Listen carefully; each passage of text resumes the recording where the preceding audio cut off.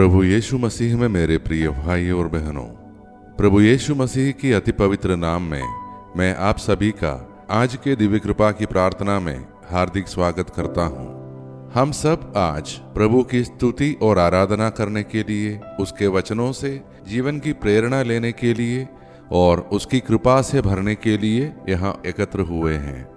हम अपने जीवन की ओर देखें तो पाएंगे कि हम बहुत सी कठिनाइयों, चुनौतियों और प्रलोभनों से होकर गुजरते हैं।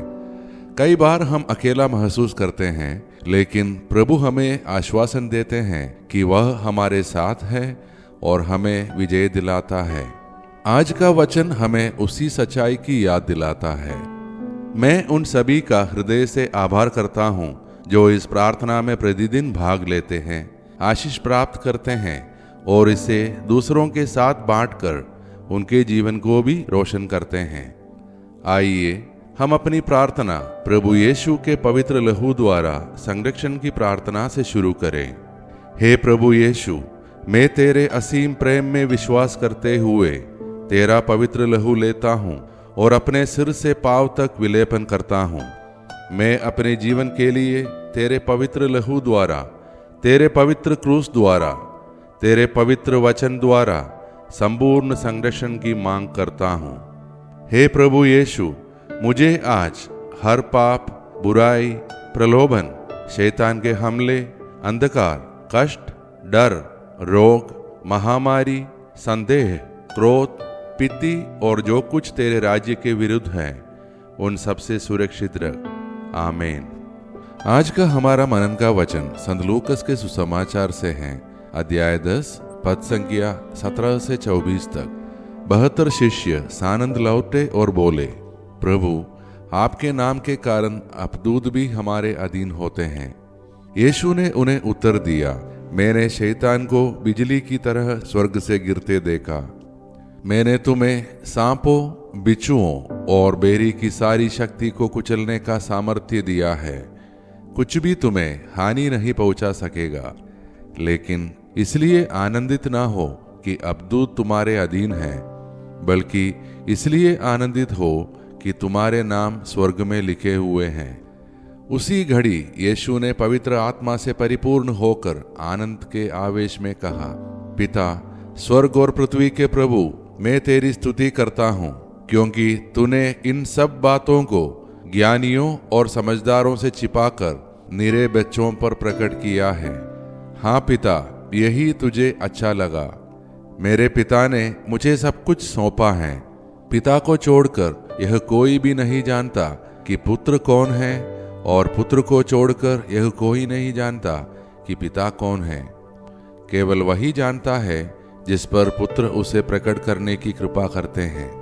तब उन्होंने अपने शिष्यों की ओर मुड़कर एकांत में उनसे कहा, धन्य है वे आंखें जो वह देखती है जिसे तुम देख रहे हो, क्योंकि मैं तुमसे कहता हूँ, तुम जो बातें देख रहे हो उन्हें कितने ही नबी और राजा देखना चाहते थे, परंतु उन्होंने उन्हें नहीं देखा।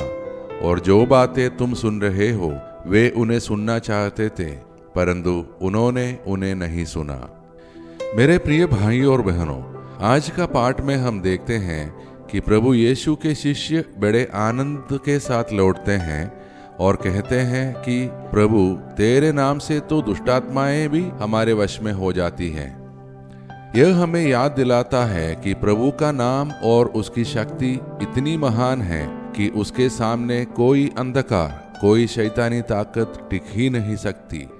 यीशु उन्हें याद दिलाते हैं कि आनंद का कारण यह नहीं कि आत्माएं तुम्हारे वश में हो जाती है, बल्कि यह कि तुम्हारे नाम स्वर्ग में लिखे गए हैं। इसका अर्थ है कि हमें गर्व अपने सामर्थ्य पर नहीं, बल्कि इस पर होना चाहिए कि हम परमेश्वर के संतान हैं और अनंत जीवन के वारिस हैं। फिर यीशु पिता का धन्यवाद करते हैं, क्योंकि परमेश्वर ने अपने रहस्यों को विद्वानों और शक्तिशाली लोगों से नहीं, बल्कि सरल, विश्वास रखने वाले लोगों पर प्रकट किया। इसका संदेश हमें यह सिखाता है कि हमें बालकों की तरह विश्वास और विनम्रता से प्रभु के सामने आना चाहिए। अंत में यीशु कहते हैं कि तुम धन्य हो, क्योंकि तुम वह देख रहे हो और सुन रहे हो जिसे देखने और सुनने की लालसा नबियों और राजाओं ने की, लेकिन उन्हें अवसर नहीं मिला। यह हमें याद दिलाता है कि हम कितने विशेष हैं कि हमें प्रतिदिन प्रभु के वचन को सुनने और उसके सामर्थ्य में जीने का अवसर मिलता है।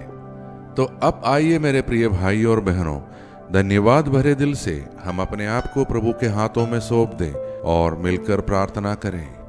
हे प्रेमी प्रभु यीशु, आज हम तेरे वचनों के लिए धन्यवाद करते हैं। हमें यह पहचानने की कृपा दे कि सच्चा आनंद इस बात में नहीं कि हमारे पास शक्ति है, बल्कि इस बात में है कि हमारे नाम स्वर्ग में लिखे गए हैं। हमें बालकों की तरह नम्र और विश्वास योग्य बना। हम अपने परिवारों के लिए प्रार्थना करते हैं। हर घर में प्रेम, शांति और एकता बनी रहे। बच्चों को तेरी सुरक्षा मिले और वे तेरे मार्ग में बढ़े।